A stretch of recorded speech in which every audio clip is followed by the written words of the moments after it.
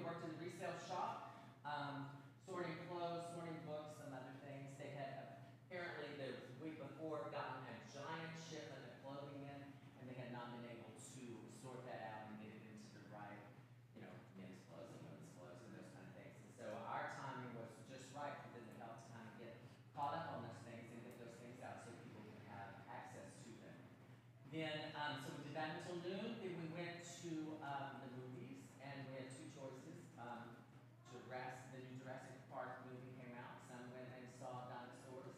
That also How to Train Your Dragon, so I went to see that. We did that, and then and we ate lunch. Well, that was in the mall again. We went in the mall, and then we went back to our house, but this time instead of the resale shop, we went to the shelter. Don't Which is a be whole saying different- our house, not outhouse. Our house. Sounds like outhouse. No, sorry. Our. Only to your ears. That's true. That's all. Yeah, oh, that's true. Yes, this morning Aubrey told everybody we went to the outhouse. Which it's possible we did go to an outhouse or two, but this was just our house. And so we went to the shelter, and we gave a little mini concert there. And then by the time we got back to the hotel, it was time, a little free time and time for devotion. So that's kind of thing. It was a wonderful opportunity. It gives us a chance to see some things that we don't normally see in our lives. And so it's a great opportunity for the kids, also for the rest of us, to be reminded that we need to be looking for ways that we can help people. It was interesting to see, like they had a TV similar to ours, but it was scrolling through many announcements and things and ways that these people could try to better their lives. And so a lot of things that we take for granted, but that for them these things are a stretch. Some of them, they don't have any money, they don't have transportation. You're talking about how to get your bus pass, just those kind of things that we take for granted. We work hard to go get in and go do all the things we want. A lot of those people don't have that. Lots of children. It was one family had 8 children. So, and they were all 10 and under probably, I guess. 10, that may be too old. But, so lots of new opportunities for us there to see kind of new things for us. And then the next day was Friday. But before we talk about Friday and July 4th, one of the things that the youth director, as we've gone through all these years, has helped us with devotions and those kind of things. And Jennifer has gone above and beyond this year in putting together a whole booklet of devotional materials for the kids, not only for the kids, but also for the congregation. And so she's going to explain a little bit more about that, and then she's going to actually lead us in the final devotion for our 6th day trip. Do I need the microphone? Or you can stand up there. Stand up there. So it looks like I have it memorized when y'all don't see me looking down and reading. Okay, great. So how many of you guys, or you don't have to tell on yourself, did follow along with the devotion? Awesome, wonderful, thank you so much. I thought it was really a great opportunity for the congregation to spend some time, and the families as well, to spend some time doing devos alongside with us, because I think that it gives us something to maybe even talk about and share as a family when we get back home. So this devotion was not written by me. So the kids were making fun of some of like the little phrasing in there. I'm like, guys, I didn't write that, but I also didn't delete it. So, maybe it is my fault. But I saved the last one. So we were going through this acronym for the word things. And the idea was it's the things that you can do in your life to make more space for Jesus. And I saved the last one for tonight, and you'll understand why. The last one is S of things, and that's sharing your God stories. So a little bit about how this acronym played out is that the first of the 3 things, the T, H, and I, so time with God daily, honest friendships, and intentionally connecting with the church, they were meant to be like breathing in, for nurturing your own soul, the things that you can do in your life that nurture you. And then for the last days, we talked about the second half, which is the N, which was notice and serve others, G, give to God. And these things are like breathing out, or ways that we can nurture other people in our life. And so this very last one, the sharing your God stories, is one that's going to hopefully be very exciting. So everything comes together to this. This is the way you can do and make space for God in your life, allow the Spirit to change your heart and mind, and also part of the invitation to help others experience God's love and grace in their own life. So we talked a little last night about what is a God story, and we talked about it today too. And here the author says that God's story is a story of what God is doing in your life. It's telling others in natural, conversational ways how you've experienced God in your life. It's not a sermon. It's not a script. It's not a blockbuster adventure. It's really just a story in your own experience, your own terms, that recognizes God's constant work in your life and how the Holy Spirit nudges you to tell others about that.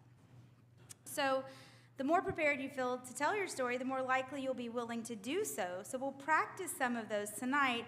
And y'all are so prepared. I gave the kids roughly 24 hours to think about that. But I think that these have probably been on their hearts all week without them even realizing it.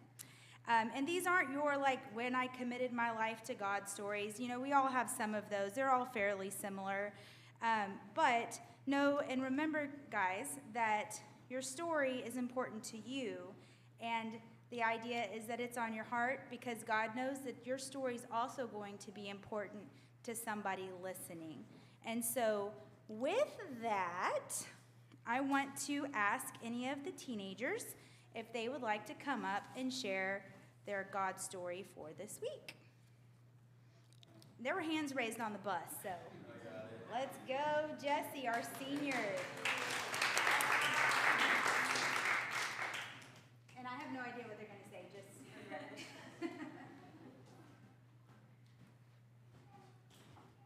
I don't know if it fits the definition of God's story that we should have forgave, but it's a time when I felt God. And it was whenever we were at Project Transformation. And we'd broken up into all our groups, and I was in the crafts group. And every time like a class of kids came through, they loved me. It was awesome. Like they were all calling me over to help them, and I'd help them, and I'd joke with them. And they, like a few of them gave me hugs, and one of them gave me this, bracelet, which is just a string that they cut off of somewhere, but you know, it's the thought that counts, and I'm keeping it because I really enjoyed helping